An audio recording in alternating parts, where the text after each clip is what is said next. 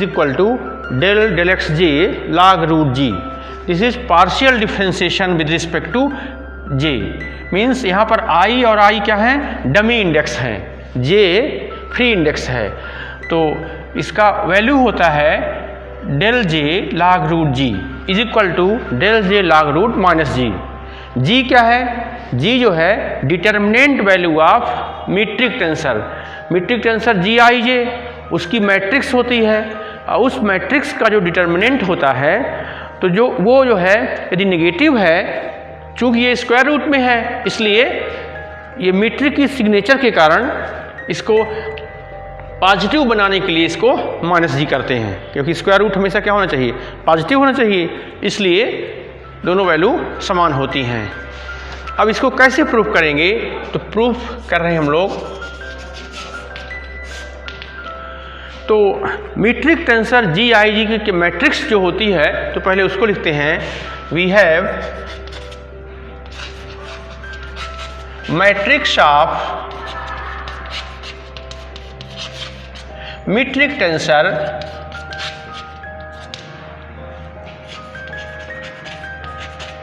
जी i जे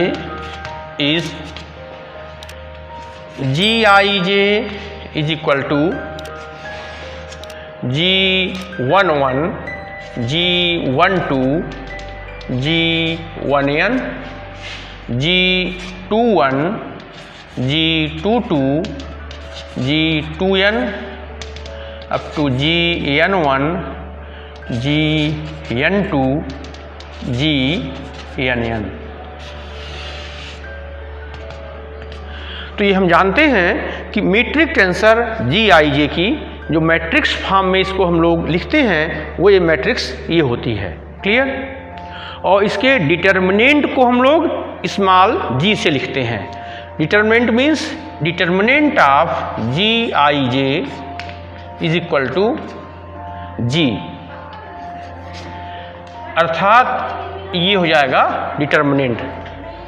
तो G11, G12, G1n, G21, G22, G2n, in last nth row Gn1, Gn2, Gn। तो ये matrix थी और इसका क्या हो गया, ये डिटर्मिनेंट हो गया। अब इस वैल्यू को G को डिफ्रेंशिएट करेंगे partially with respect to k x की। तो लिखेंगे differentiating partially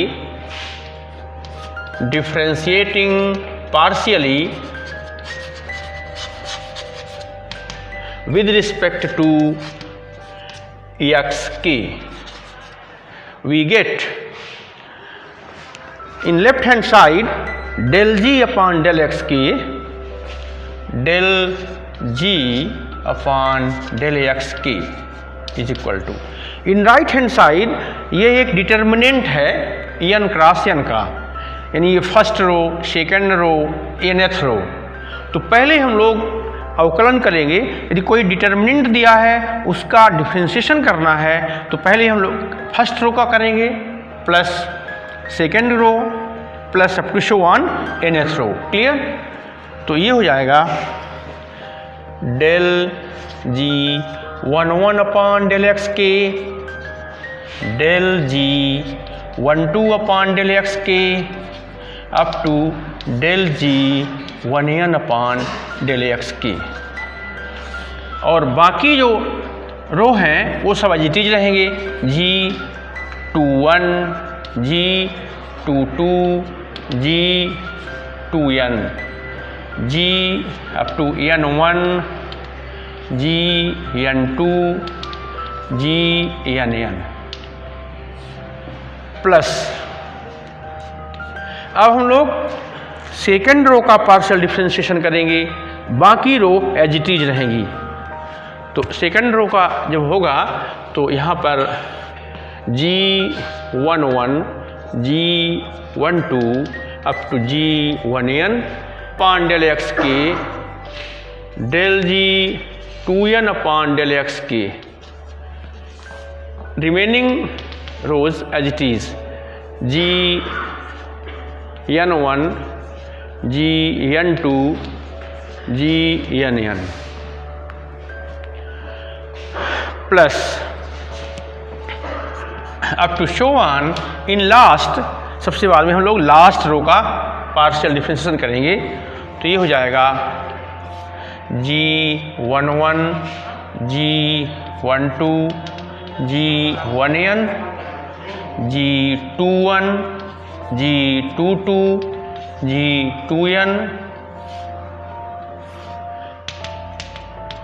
last row del G n1 upon del x k, del G n2 upon del x k, del G n upon del x k। ये हुआ right hand side में इस determinant का partial differentiation. अब हम लोग solve करेंगे step by step. तो इसमें ध्यान देना है, जैसे हम लोग डिटर्मिनेंट सॉल्व करते हैं कि पहले हम लोग इसको लिखते हैं, फिर इसका कोफैक्टर मीन्स इस रो को बंद कर देंगे, इस कॉलम को बंद कर देंगे, रिमेनिंग क्लियर है। तो लिखेंगे del G 11 upon del x की plus del G 12 upon del x की cofactor of del G 12 upon del x की प्लस अप टू, ध्यान देना है यहाँ पर number of terms n by n होगी। क्यों? पहले हम लोग इस डिटरमिनेंट को सॉल्व करेंगे, फर्स्ट डिटरमिनेंट, फिर इसी प्रकार से दूसरे डिटरमिनेंट करेंगे, इसी प्रकार से लास्ट में nवें डिटरमिनेंट करेंगे, और प्रत्येक में n टर्म्स होंगे। तो total number of terms n cross n, clear. तो plus up to show on last में हम लोग करेंगे तो del G n upon del x की cofactor of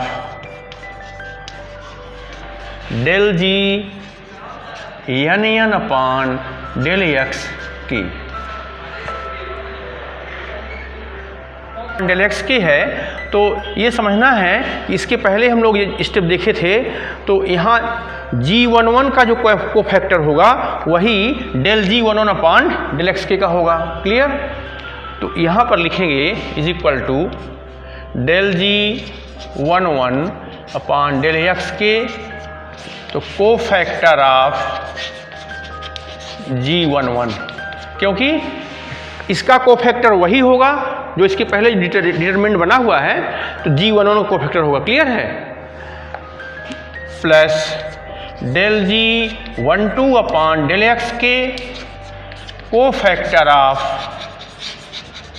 del G12 plus up to show on del G n upon del x की cofactor of G n। अब परिभाषा से हम जानते हैं, क्या परिभाषा हम लोग पढ़े हैं? Conjugate tensor. तो कंजुगेट टेंसर की परिभाषा होती है कि Gij is equal to cofactor of Gij in G upon determinant value of G। ये डेफिनेशन होती है, पढ़े हम लोग। इसका मतलब क्या हुआ कि cofactor of Gij is equal to G into Gij, clear. Cofactor of Gij is equal to G into Gij। तो ये वैल्यू हो जाएगी del G11 upon del x के, यहाँ हो जाएगा G into G, cofactor of G1 क्या हो जाएगा? G इंटू Gij, यानी G11, clear. Plus del G12 upon del x k cofactor of G12 is equal to G into G12, G into G12 plus up to show on last term del G n upon del x k और G into g n n. तो यहाँ पर ये covariant tensor, ये कंट्रावेरिएंट था, ये कंट्रावेरिएंट है, ये क्या है कोवेरिएंट। क्लियर, ये सॉरी ये कोवेरिएंट है, ये कंट्रावेरिएंट, हर जगह यही ध्यान देना है इस टाइप से। तो ये हो जाएगा, ये किसकी वैल्यू है del g upon del x के की। यहाँ पर दोनों पक्षों में जी से भाग देने पर, क्योंकि ये क्या है, ये तो मल्टीप्लिकेशन में है, ये क्या है मल्टीप्लिकेशन में है। तो now dividing y g on both the sides. Clear है, यहाँ पर ये मल्टीप्लिकेशन में है, तो 1 upon g del g upon del x k is equal to del G11 upon del x k into G11 plus del G12 upon del x k G12 plus up to last term del g n n upon del x k into g n n. अब इसको लिख सकते हैं हम लोग, यहाँ जी number of terms कितने हैं एन क्रॉस एन। तो यहाँ पर यदि हम लोग लिखें तो 2 सिग्मा होगी, समेशन यानी sigma i j is equal to 1 to n del g 11 sorry i j upon del x k into g i j. यहाँ आई और जे दोनों डमी हैं और i j run from 1 to n। So by Einstein summation convention we can drop this sigma sign. Sigma sign को हम लोग छोड़ सकते हैं आइंस्टीन समेशन कन्वेंशन से। तो यहाँ जो upon del x k is equal to del g i j upon del x k into g i j by Einstein summation convention we can drop sigma sign. Clear? 1 upon g del g upon del x k is equal to g I j। ये अब हम लोग इसकी value लिखेंगे। हम लोग जानते हैं कि हमने प्रॉपर्टी बताया था कि मीट्रिक टेंसर का पार्शियल डिफरेंशिएशन मीन्स प्रॉपर्टी है del g i j upon del x k. ये वैल्यू होती है Christoffel symbols of first kind i comma j k plus J comma k आई, ये इसकी वैल्यू होती है। तो लिखेंगे 1 by g del g y del x k is equal to, इसकी वैल्यू पुट करेंगे i j k plus J k I into g i जे पर। अब हम लोग मल्टीप्लाई करेंगे इसको दोनों टर्म में, तो ये हो जाएगा जी i J क्रिस्टॉफल symbols I comma j k plus ji i j comma k i. Again by definition of Christoffel symbols of second kind, Christoffel symbols of second kind की परिभाषा होती है कि g i j k i contract Christoffel symbols of second kind j k. तो ये हो जाएगा is equal to J k plus here J contract, तो आई के आई। जैसा कि हम जानते हैं Christopher symbols of second kind ये पेयर ऑफ इंडिसेस में सिमेट्रिक होता है।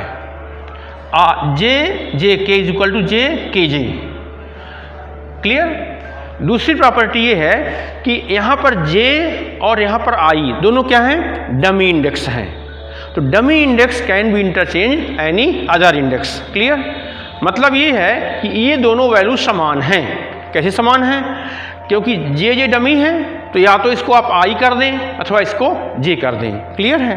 तो इसको हमने कर दिया आई, जे को कर दिए आई, जे को कर दिए आई, क्योंकि ये डमी है। तो ये आई के और आई के आई, और ये दोनों क्या होते हैं, सिमेट्रिक होते हैं। तो आई के आई इक्वल टू आई के, दोनों क्या हो जाएंगे, जुड़ जाएंगे। तो ये हो जाएगा गामा आई के प्लस आई के, सिंस आई जे के इज इक्वल टू आई के जे।